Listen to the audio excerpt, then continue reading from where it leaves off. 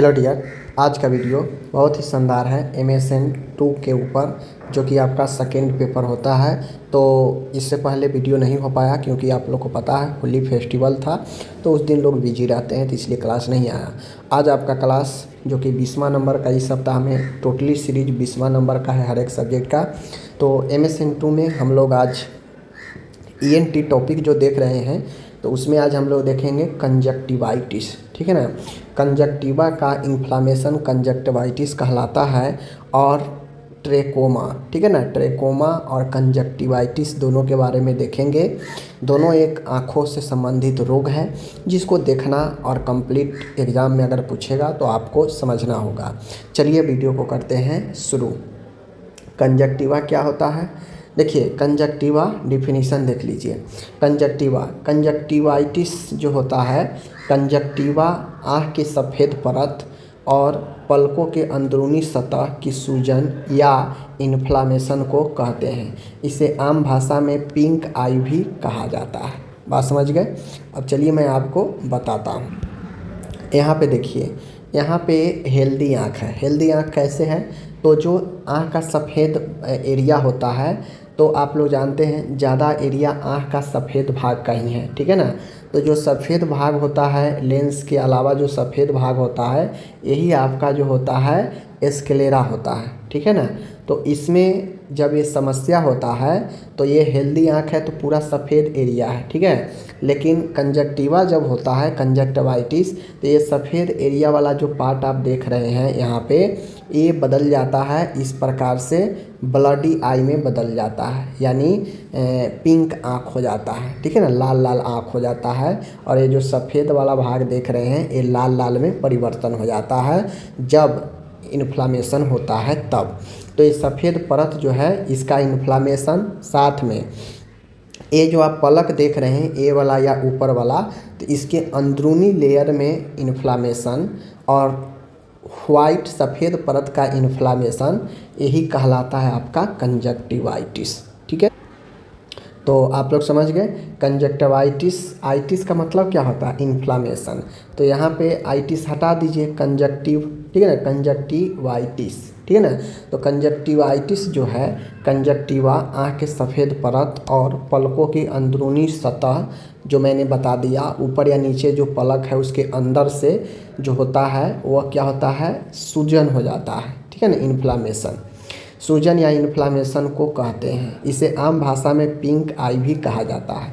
तो कंजक्टिवा को आम भाषा में पिंक आई कहा जाता है क्योंकि इसमें इन्फ्लामेशन होने के बाद आँख जो है लाल या गुलाबी दिखने लगता है, ठीक है, जो कि सफ़ेद होना चाहिए।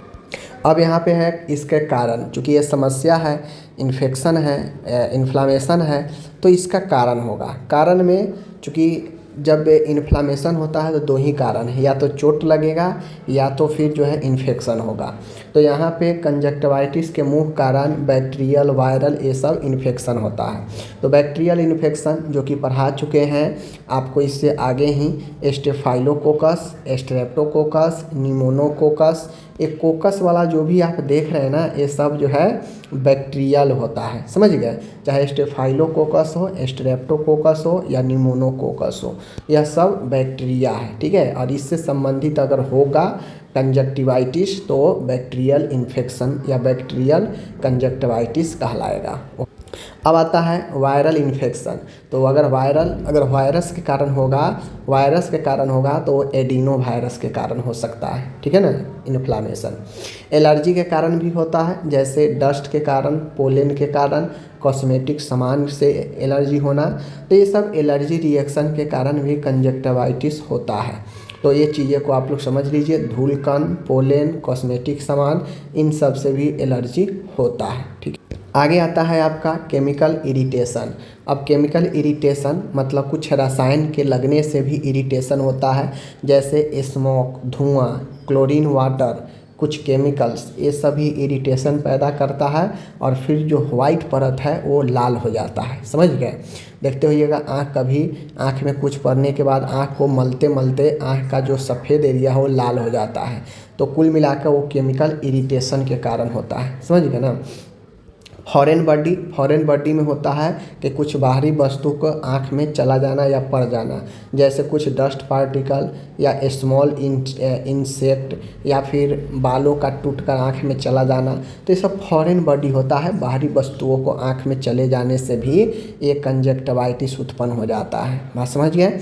बाकी बैक्टीरियल इन्फेक्शन, वायरल इन्फेक्शन बता ही दिए यहाँ पे, और केमिकल इरिटेशन है, फॉरेन बॉडी है। समझ गए।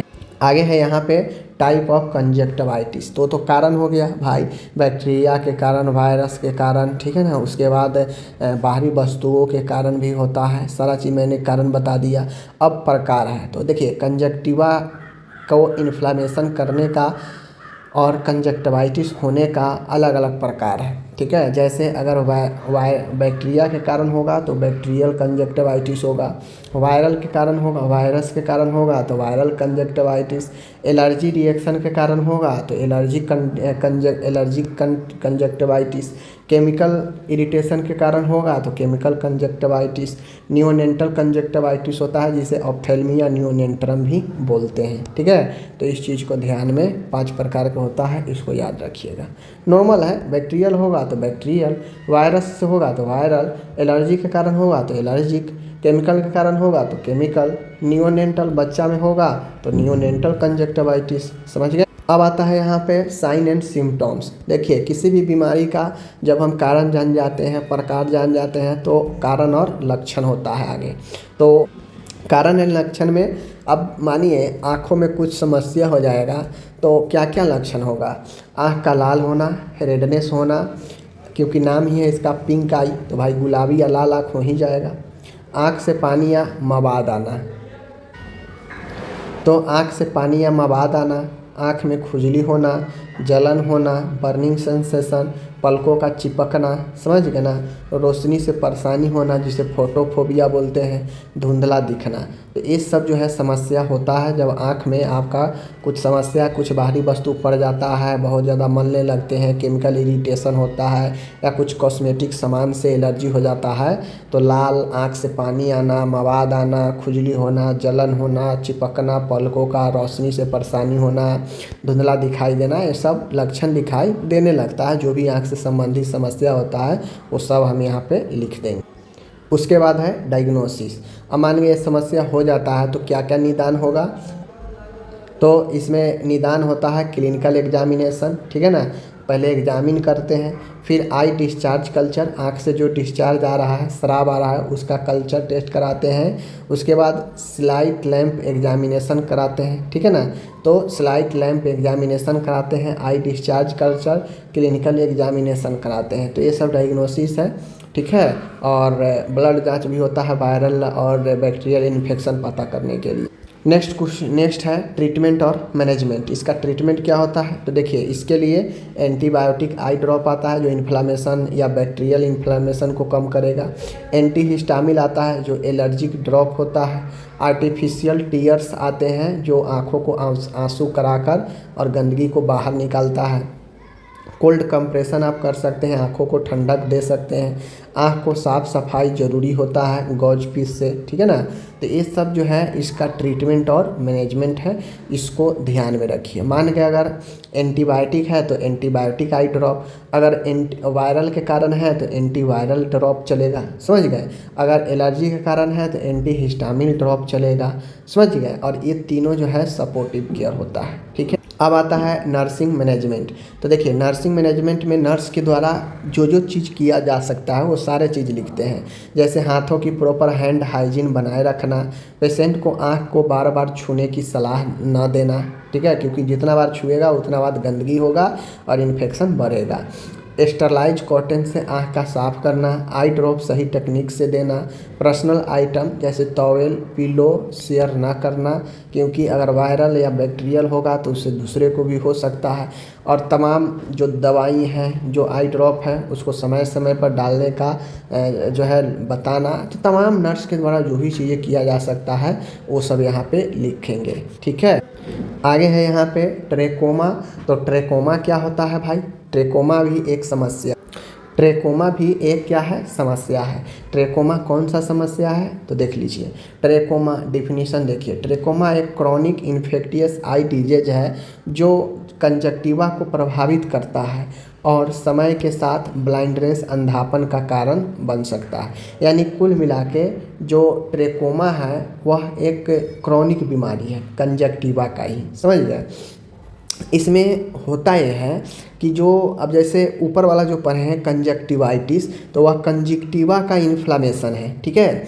और वह जो है मतलब एक्यूट भी हो सकता है, क्रॉनिक भी रह सकता है। लेकिन ट्रेकोमा जो होता है यह एक क्रॉनिक इन्फेक्टियस, मतलब ट्रेकोमा कंजक्टिवाइटिस का इन्फ्लामेशन का मतलब समझ गए कि वहाँ पे आपको एलर्जी के कारण भी, इन्फेक्शन के कारण भी और भी चीज़ों के कारण भी हो सकता है, ठीक है, धूल कण के कारण भी। लेकिन ट्रेकोमा यह इन्फेक्टियस रोग है, संक्रामक रोग है और यह आँख का रोग है और ऊपर से क्रॉनिक है, लंबे समय का है, ठीक है। इसीलिए इससे कंजक्टिवा प्रभावित होता है तो इससे अंधापन भी होता है व्यक्ति में, समझ गए। यह बैक्टीरिया क्लैमिडिया ट्रेकोमैटिस से होता है, यानी यह एक बैक्टीरिया है जिसका नाम क्लैमिडिया ट्रेकोमैटिस है, इससे होता है। तो एग्जाम में पूछता है ट्रेकोमा किस बैक्टीरिया के कारण होता है, तो नाम में ही छुपा है क्लैमिडिया ट्रेकोमैटिस, ठीक है, याद रखिए। इसका कारण क्या है भाई, तो इसका मुख्य कारण क्या है देख लीजिए। मुख्य कारण, अब हर एक बीमारी का भाई कारण होता है, जैसे ऊपर में भी कारण देखे हैं आप कंजक्टिवाइटिस का, तो ट्रेकोमा में भी कारण है। क्या कारण है, इन्फेक्शन बाय क्लैमिडिया ट्रेकोमैटिस, सबसे मुख्य कारण इन्फेक्शन, और वो भी इन्फेक्शन क्लैमिडिया ट्रेकोमैटिस के कारण। ओके, आगे है पुअर हाइजीन। अब जैसे पुअर हाइजीन लेंगे, कमज़ोर आप जो है स्वच्छता साफ़ सफाई नहीं रखेंगे तो इन्फेक्शन जल्दी फैलता है, तो ये होगा। ओवर क्राउडिंग, ओवर क्राउडिंग मतलब बहुत ज़्यादा भीड़ भाड़ वाले जगह से इन्फेक्शन फैलता है। फाइल्स यानी मक्खियों द्वारा फैलता है, एक के आँख पर पड़ेगा फिर दूसरे पर जाएगा तो उससे फैलता है। गंदा इन्वायरमेंट में यह इन्फेक्शन तेज़ी से फैलता है। तो कुल मिला के मेन इन्फेक्शन का कारण क्लैमिडिया ट्रेकोमैटिस बैक्टीरिया है और इस बैक्टीरिया को फैलने का ये सब जरिया है जो poor hygiene, over crowding, flies and dirty environment, ये सब सपोर्ट करता है इसको बढ़ने का, ठीक है। अब यहाँ पे आता है मोड ऑफ ट्रांसमिशन। तो मोड ऑफ ट्रांसमिशन का मतलब होता है कि कैसे फैलता है, ट्रेकोमा कैसे फैलता है। तो trachoma direct contact with I discharge, trachoma जो होता है डायरेक्ट संपर्क में आई डिस्चार्ज है, तो ये डायरेक्ट कांटेक्ट से मान गया किसी को अगर हुआ है, ठीक है ना, ट्रेकोमा हुआ है और उसके आँख से सिक्रेशन आ रहा है, तो उसके सिक्रेशन से अगर कोई संपर्क में आता है तो उसको भी होगा। कंटामिनेटेड टॉवेल या क्लॉथ, ठीक है ना, यानी दूषित टॉवेल या कपड़ा के संपर्क में आने से भी होता है। उसके बाद फ्लाइज यानी मक्खियों के द्वारा भी ये होता है। तो ट्रेकोमा फैलने का ये मुख्य 3 चीज़ें हैं जिसको ध्यान में रखिए आप लोग। आगे है रिस्क ऑफ फैक्टर। तो रिस्क फैक्टर्स जो होता है जैसे poor sanitation, lack of clean water, children living in crowded area, poor personal hygiene, यानी यह किसको होने का खतरा रहता है, रिस्क फैक्टर। देखिए रिस्क फैक्टर में पुअर सैनिटेशन यानी कमज़ोर स्वच्छता, लैक ऑफ क्लीन वाटर, साफ़ सुथरा पानी का कमी हो वहाँ फैलता है। Children living in crowded area, बच्चा जहाँ पे भीड़ भाड़ वाले एरिया में रह रहा है उसमें रिस्क होता है। पुअर पर्सनल हाइजीन यानी कम व्यक्तिगत स्वच्छता जो है व्यक्ति को रिस्क फैक्टर बनता है। तो ये सब जो है इन्फेक्शन फैलाने का जरिया बनता है रिस्क फैक्टर। ओके, अब आता है साइन एंड सिम्टम्स। तो साइन एंड सिम्टम्स का मतलब होता है लक्षण, चिन्ह और लक्षण। तो एक व्यक्ति को आँख का जो समस्या है उसमें जो लक्षण होगा, जो ऊपर वाला मैंने बताया वही यहाँ पे भी होगा। जैसे आँख लाल होना, आँखों में खुजली होना, पानी आना, आँख में दर्द होना, मवाद आना, ठीक है ना, पस आना, पलकों के अंदर फॉलिकल्स बनना, छोटी छोटी जो है गांठ बनना, कॉर्निया डैमेज होना, बार बार इन्फेक्शन होना। तो ये सब जो है लक्षण चिन्ह दिखता है। सीवियर केसेज में सीवियर केसेज में इंट्रोपियन यानी पलक अंदर की तरफ मुड़ जाता है। ट्राइकिएसिस पलक के बाल कॉर्निया को रगड़ता है।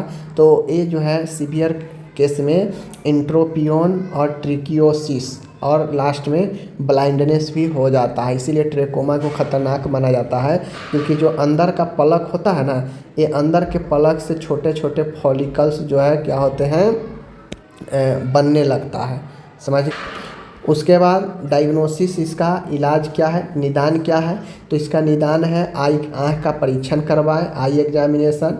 Detection of follicle in conjunctiva, conjunctiva में कुछ फॉलिकल का जो है मौजूद होना, ठीक है ना। Laboratory test for bacteria, bacteria के लिए लेबोरेटरी टेस्ट कराना पोस्ट डिस्चार्ज का। तो ये सब जो है आपके डायग्नोसिस होता है, ठीक है। आँख है तो भाई आँख से ही रिलेटेड चेक होगा ना, ये बात हो। अब आता है यहाँ पे ट्रीटमेंट। तो ट्रीटमेंट WHO के अनुसार सेफ स्ट्रेटजी, तो WHO के अनुसार ट्रेकोमा के लिए सेफ स्ट्रेटजी बनाया गया। सेफ में एस मतलब सर्जरी किया जाता है, जो फॉलिकल निकले हुए रहते हैं उसका सर्जरी किया जाता है, ठीक है ना। सर्जरी में इंट्रोपियन और ट्रैकिएसिस को ठीक करने के लिए सर्जरी किया जाता है, क्योंकि यह इंट्रोपियन और ट्रैकिएसिस गंभीर होता है, तो इन दोनों को सर्जरी करके ठीक किया जाता है।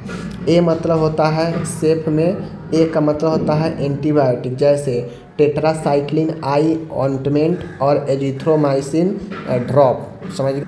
उसके बाद होता है एफ मतलब फेशियल क्लीनेस होता है, चेहरा को साफ रखना। ई मतलब होता है इन्वायरमेंटल इम्प्रूवमेंट, यानी स्वच्छ पानी और साफ वातावरण। तो यही होता है आपका SAFE, safe method. S surgery, A antibiotic, F मतलब फेशियल क्लीननेस, ई मतलब इन्वायरमेंट इम्प्रूवमेंट। ये सब बनाकर रखते हैं ट्रेकोमा के इलाज के लिए, ठीक है। मैनेजमेंट की मैं बात करूं तो आई हाइजीन मेंटेन रखना, आँखों के स्वच्छता को मेंटेन करना, एंटीबायोटिक ऑइंटमेंट सही तरीके से लगाना, पेशेंट को पर्सनल हाइजीन सिखाना कि कैसे खुद को स्वच्छ रखना है, फ्लाइज कंट्रोल करना, रेगुलर फॉलोअप करना, और भी जो चीज़ें हो आप लिख सकते हैं इन्फेक्शन कंट्रोल करने के लिए नर्सिंग मैनेजमेंट में। तो नर्सिंग मैनेजमेंट हम सारे चीज़ को जो है मेंटेन करके लिखते हैं अपने अकॉर्डिंग, वही नर्सिंग मैनेजमेंट होता है। ओके, मिलते हैं नेक्स्ट वीडियो के साथ, धन्यवाद।